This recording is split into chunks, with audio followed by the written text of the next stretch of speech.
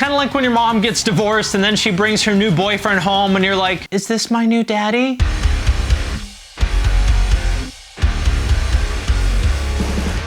What's up, everybody? I'm Finn McKenty. This is the Punk Rock NBA, and welcome back to my Bands That Should Have Been Bigger series. As you can probably guess from the name, in this series, I talk about bands that I think should have been bigger or thought would be bigger, and for each one of them, I talk about why I thought they were going to be bigger and why I think it didn't happen. In my last episode, I did pop punk bands that should have been bigger, and in this episode, I'm going to do deathcore bands that should have been bigger. But before I get into it, I want to thank Storyblocks Audio for sponsoring this video. Storyblocks Audio is a great service for when you're in need of a quick soundbite for any project. You get unlimited downloads from studio quality audio clips, loops, music tracks, and sound effects with a membership to Storyblocks Audio. All content is royalty free, so you can use it for commercial and personal projects such as YouTube videos. New clips are added regularly, so there's always something fresh to download. I would very highly suggest checking this out if you do like videos, a podcast, games, anything where sound and music is involved. Because good music, good sound effects, sound design makes a huge difference. I would actually say that audio quality is more important than video quality in a lot of cases. And finding high quality audio that doesn't cost an arm and a leg is by far the biggest pain in the butt for me and I think a lot of other creators, and Storyblocks Audio instantly solves that problem.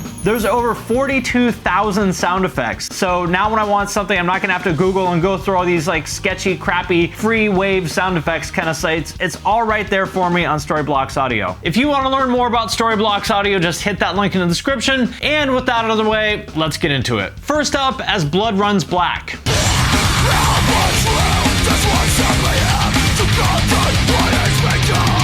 For anyone who's not familiar, these guys are like the quintessential example of what I call deathcore 1.0. Basically like At the Gates with breakdowns and, you know, harsher vocals.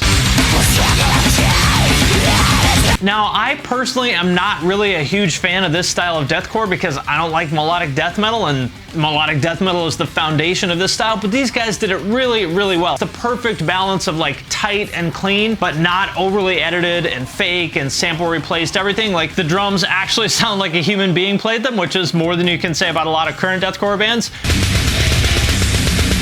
But anyhow, they came out with another album in, I think, like 2011, and it was good. I think people liked it, but I felt like the band had kind of already peaked. So what happened? Well, to put it simply, I think the main issue was lineup changes. According to Wikipedia, they have had 18 members in the band over the course of its existence, and a total of seven vocalists. And because this is kind of a common thread for all the bands I'm going to talk about in this video, and I think a lot of the bands I talk about in this series in general, let me go into a little bit of detail about why lineup changes are so bad. So there's a lot of like kind of smaller practical reasons, like you have to relearn the songs, you gotta kind of reestablish the chemistry and vibe in the practice room and in the van. But the real reason is that these kind of lineup changes can be kind of a death blow to your marketing. Because ultimately, as I've talked about endlessly on this channel, the secret ingredient to a band's success is not their music. Yes, of course your music matters, yes, it needs to be good, but the real secret ingredient for a band's success is being able to build up an authentic relationship with their audience where the fans feel like they know you as human beings, they want to support you.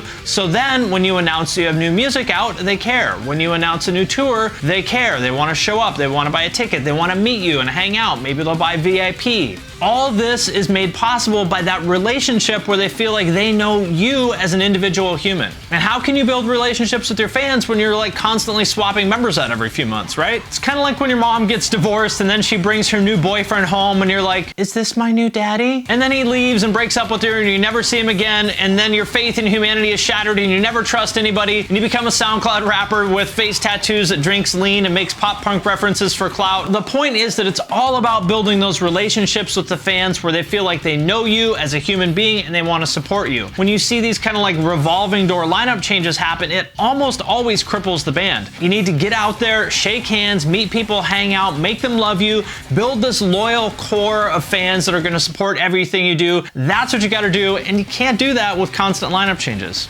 And band number 2 is Defiler. I wanna see you cry, bitch!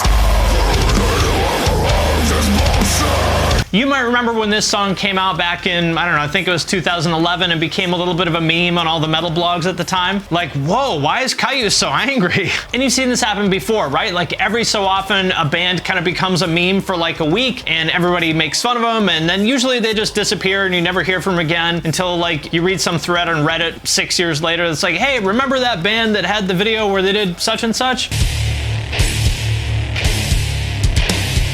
That's usually how it goes down, right? But in this case, Defiler, they were a little bit smarter than that. Jake, their singer, was smart enough to realize that this was a moment that he could capitalize on. He could turn this like brief moment of attention into something real, and that's exactly what he did. It's kind of like the deathcore Bad Baby. It's a big clock. Check the wristwatch. Where she started off as just this laughingstock meme, and then she made music and people were like, you know what? She's actually not bad. And now she has a career. Take me outside. How about that? So here's what happened. I got the sense that he was actually a pretty cool kid, and I say kid because, like I said, he was 17 when this came out. So I wrote an article about them for Metal Sucks, which at the time was one of the biggest metal sites out there. I guess probably still is, I don't know. Somehow or another, that article got the attention of Jamie Josta, and he ended up managing them for a couple years, and they made like a real run at it. They ended up putting out 2 albums. I think they ended up having a pretty good following in Russia, of all places, because they had toured there. Like, you still, if you look at Jake's Instagram, you'll still see all these random comments from Russians that saw him play there 6 years ago. Again, kind of proving my point about how important it is to go out there and build relationships with your fans. But anyhow, to make a long story short, it kind of just fizzled, didn't work out for various different reasons, and they called it a day, I think about 5 years ago or so. So what happened? Well, I think it's the same kind of story as you hear for some of the other bands in this series. A band made up of teenagers kind of accidentally stumbles into some internet hype. They do their best to capitalize on it, but they kind of fuck it up because, I mean, come on, who wouldn't when they're 17 or 18 years old, right? And number 2, oh, he hops on the rail. Oh, yeah! As far as where they are now, Jake had a band after Defiler called Painless. Painless was essentially everybody that used to be in a mirror but quit with him as the singer. I think they broke up, but don't quote me on that. But I do know that Jake is working on some new stuff, which is definitely his best yet from a songwriting perspective, and he's still a fucking beast on vocals. I think this is going to be new Defiler material, but I'm not 100% sure about that. But either way, if you're a Defiler fan, stay tuned because Jake is still in the game. And next up, Oceano.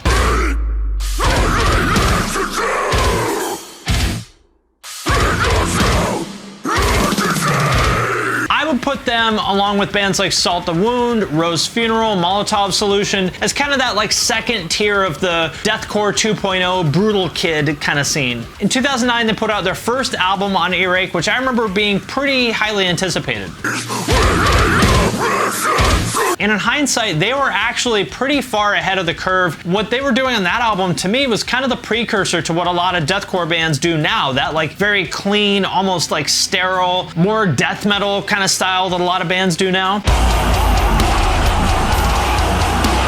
I think that they were pretty ahead of the curve on that because back in 2009, a lot of bands were still doing that like melodeath inspired As Blood Runs Black kind of thing, and this album did definitely sound new and modern and fresh to me. At least it did until I listened to more than one song, because honestly, it's pretty boring from a songwriting perspective, and I think that's the main reason why they peaked probably around their second album or so. Oceano, to me, is the epitome of what you hear from so many metalcore and deathcore bands. Bands that have like a good sound, but don't have songs, right? So it sounds awesome when you listen to it for like 5 seconds. You're like, holy shit, fuck yeah, these guys are so fucking heavy. This is sick. But then you listen to like a whole song, or especially a whole album, and the songs really just all kind of blur together. I feel like you could just copy and paste a part from this song and put it into that song and it wouldn't really even sound any different. And they have album after album after album of that. So yeah, I guess in hindsight, it's actually pretty clear why they didn't get any bigger despite having that initial little bit of earache hype. Weak songs, a ton of lineup changes, no like super strong image or charismatic frontman. There you go. And next up, Suffokate.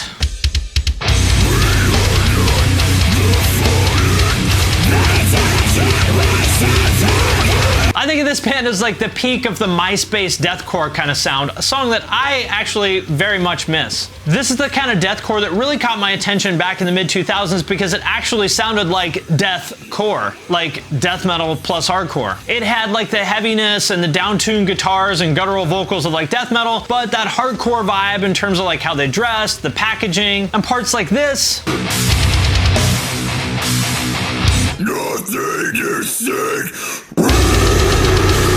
Which really just sounds like the breakdown from Hardcore Song, just with a little extra brutal juice sprinkled on top. So they've put out, I think, 4 albums now, all of which are actually quite good. So what happened? Why didn't they get any bigger? Why weren't they the next Suicide Silence? I think they could have had potential to be that. Well, it's the same story. It's the fucking lineup changes. They can't get their shit together enough to tour. When you're not out there touring, you're not out there promoting your band, you're not building these relationships with the fans. You've heard this story before, right? But the one thing that's different about this band as compared to, say, As Blood Runs Black or Oceano is that they actually did have that missing ingredient of the charismatic, good-looking frontman, Ricky Hoover. You might remember him for being a little bit of a meme. He had maybe the biggest stretched ears in the whole deathcore scene. A lot of people made fun of him for that, but actually looking back on it, he's a really good-looking guy, super charismatic. He totally had the potential to be the kind of frontman that could help a band break into that next tier. But even his stunning jawline and great physique was not enough to get them out of that kind of C tier, which is sort of where they stayed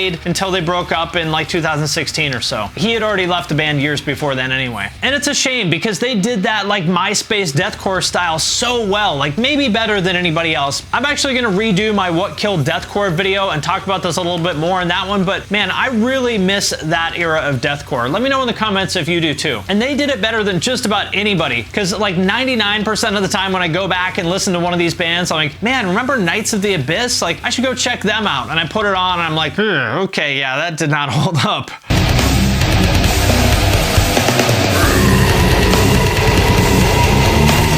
Usually because of awful production, but I actually think all the Suffokate stuff holds up. If I had to pick one release to check out, my personal favorite is Return to Despair. Oakland from 2006, I think, is the consensus fan favorite, but I think Return to Despair is better.